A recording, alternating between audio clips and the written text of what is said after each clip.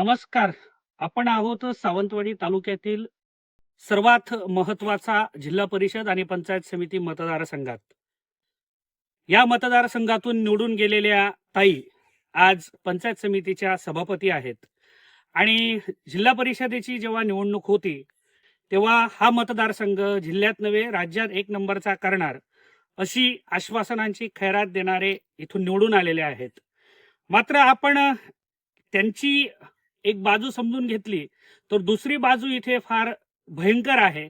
ती म्हणजे माझ्या उजव्या बाजूला आपण पाहू शकतो एक बोर्ड लागलेला आहे ज्याच्यावर लिहिलेलं आहे मुख्यमंत्री ग्राम सडक योजना. अर्थात तडवडे परबवाडी रस्त्याचं मजबूतीकरण आणि सुधारणा करणे. हा तब्बल 2 किलोमीटरचा रस्ता आहे आणि या रस्त्याला 15 मे पर्यंत आम्ही पूर्ण करू असं आश्वासन अभियंत्यांनी दिलेलं आहे. मात्र हा रस्ता पूर्ण झालेला नाही आणि त्याची गुणवत्ता आपण थोड्या वेळाने तपासणारच आहोत. गुणवत्ता सुद्धा कशी आहे ती सुद्धा आपण याची देहा याची डोळा प्रचिती घेणार आहोत. परंतु या ठिकाणी काही सजग ग्रामस्थ बांधव आहेत जे तळवड्यातली खरी तर आणबाण शाण आहेत.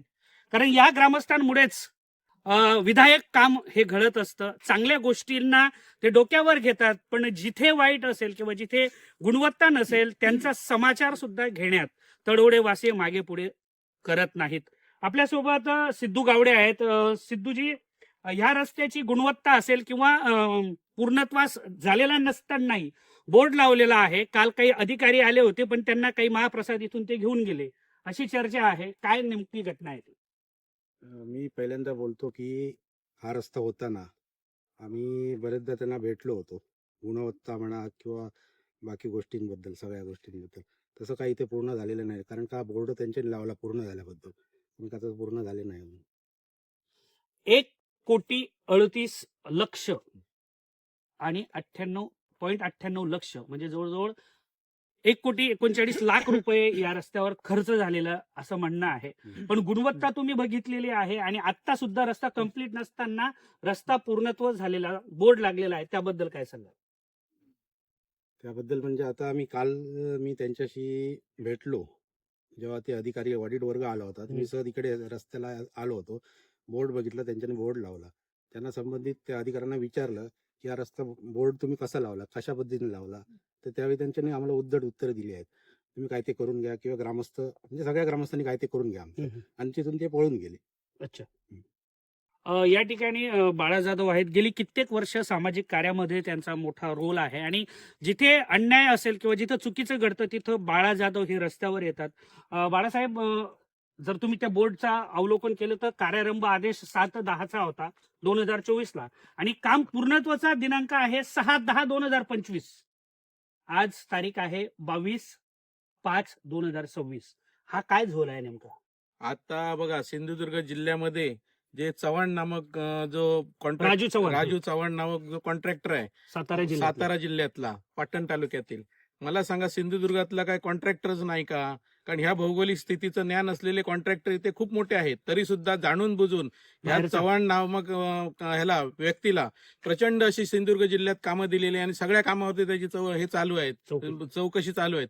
तसंच आज त्याचं जर धाडस असेल तळवड्यामध्ये भ्रष्टाचार करायचा, तर भ्रष्टाचार हा त्याला करू देणार नाही. आणि जे काय खोटं तिथे लिहिलेलं आहे की रस्ता झालेला आहे म्हणून, रस्ता कोणत्याही परिस्थितीत झालेला नाही. संपूर्ण हे भ्रष्टाचार हे केलेला आहे. आणि महत्वाचं म्हणजे सिंधुदुर्ग जिल्ह्यातल्या ह्या अधिकाऱ्यांची एवढी मोजरी मजल कशी काय होऊ शकते की पूर्णत्वाचे त्या ठिकाणी बोर्ड लावायचे, त्याच्यावरती बिलं काढायची. ह्या रस्त्याचं बिल सुद्धा काढलं गेलेलं आहे असं मला समजते.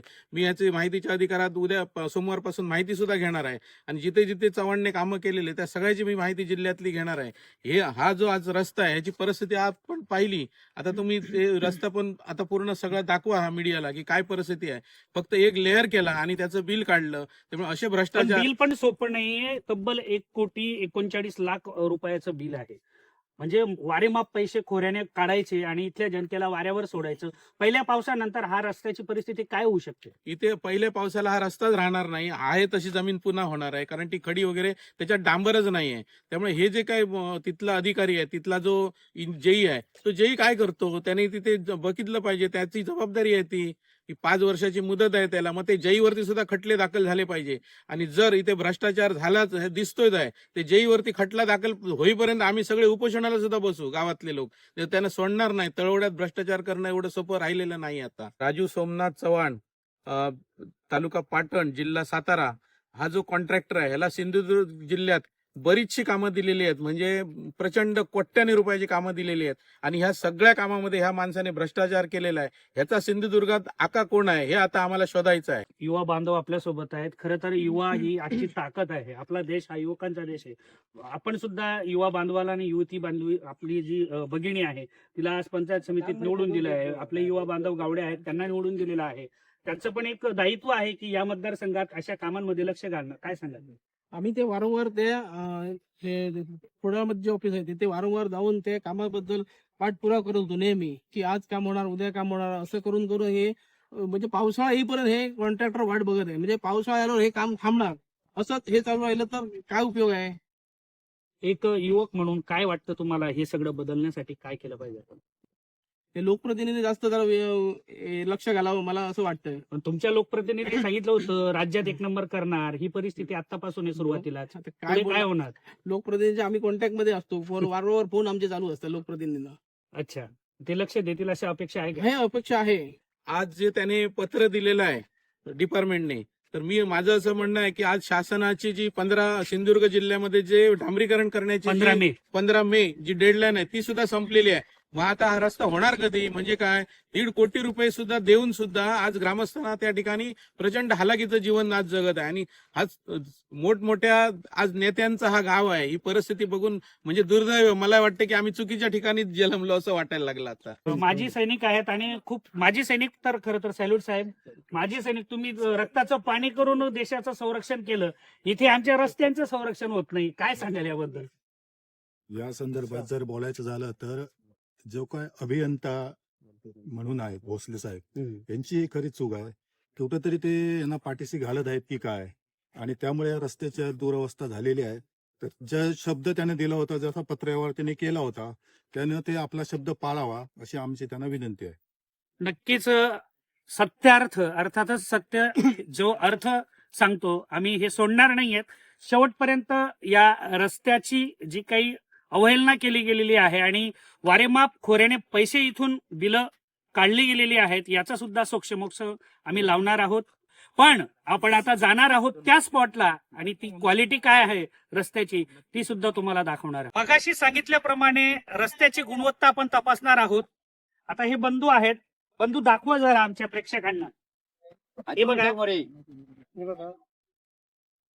हे बघा, ही जर क्वालिटी आत्ता असेल आणि डांबर कुठेतरी नुसता डांबर आहेच आहेच नाही, डांबरच नाहीये, मग मला सांगा, आता जर हाताने उखडला जातोय, इथून जर अवजड वाहने गेली आणि थोडी लोडेड गाड्या जर गेल्या तर या रस्त्याची अवस्था किती बिकट आणि दयनीय होणार हे सांगण्यासाठी ज्योतिषाची गरज नाही.